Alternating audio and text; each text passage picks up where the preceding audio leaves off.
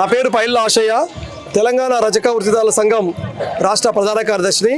ఈరోజు రజక వృత్తిదారులకు, క్షౌర వృత్తిదారులకు GO number 2 ప్రకారం 250 యూనిట్ల ఉచిత విద్యుత్ అనేటువంటిది గత ప్రభుత్వంలో సాధించుకున్నాం.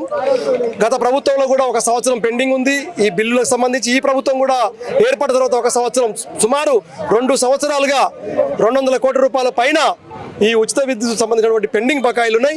ఈ బకాయిలు వెంటనే విడుదల చేసి ఇలా వృత్తిదారులను ఆదుకోవాలని చెప్పి డిమాండ్ తోటి ఇలా ధర్నా చేశాం. ఇప్పటికే ఒక్కొక్కరికి 60,000, 70,000, లక్ష రూపాయలు బిల్లులు వస్తూ ఉన్నాయి. మీరే కట్టాలని చెప్పి కరెంట్ అధికారులు ఒత్తిడి చేస్తున్నారు, కనెక్షన్లు కట్ చేస్తున్నారు, వేధిస్తున్నారు.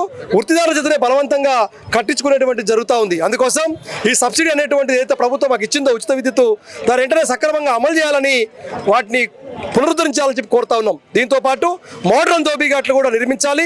గత ప్రభుత్వంలో 141 దోబీఘాట్లు మంజూరైనాయి, వాటిని కూడా ఆపేశారు. వాటిని కూడా మంజూరు చేయాలని చెప్పి మేము కోరుతా ఉన్నాం.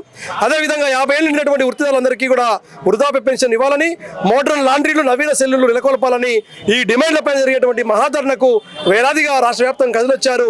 వెంటనే ప్రభుత్వం దిగొచ్చి మా సమస్యలు పరిష్కరించాలని చెప్పి కోరుతున్నాం. ఒకటి చెప్పండి, జీవో 94 ఉంది మీకు, దాని ప్రకారం అమలు కావట్లేదండి. జీవో నెంబర్ 94 ప్రకారం ఏవైతే ఉచిత విద్యుత్ ఈ మన మోడ్రన్ దోబీఘాట్లు అయితే ఉన్నాయో వాటిని అమలు అనేటువంటిది కాకుండా ప్రభుత్వం పెండింగ్ లో పెట్టింది. ఇలా బడ్జెట్ లేదంటున్నారు. మరి అందాల పోటీలకు బడ్జెట్ ఉన్నటువంటి ఈ రాష్ట్రంలో ఈ కుల వృత్తులు చేసుకునేటువంటి సేవా వృత్తిదారులకు మరి బడ్జెట్ లేదంటే ఏ రకంగా వీళ్ళు బతకాలి? అందుకోసం మోడ్రన్ దోబీఘాట్లు కానీ, కరెంటు బిల్లులు కానీ వెంటనే చెల్లించాలి. లేకపోతే రాష్ట్ర వ్యాప్తమైనటువంటి పెద్ద ఎత్తున మేము ఆందోళన దిగుతామని చెప్పి కూడా హెచ్చరిస్తున్నాం.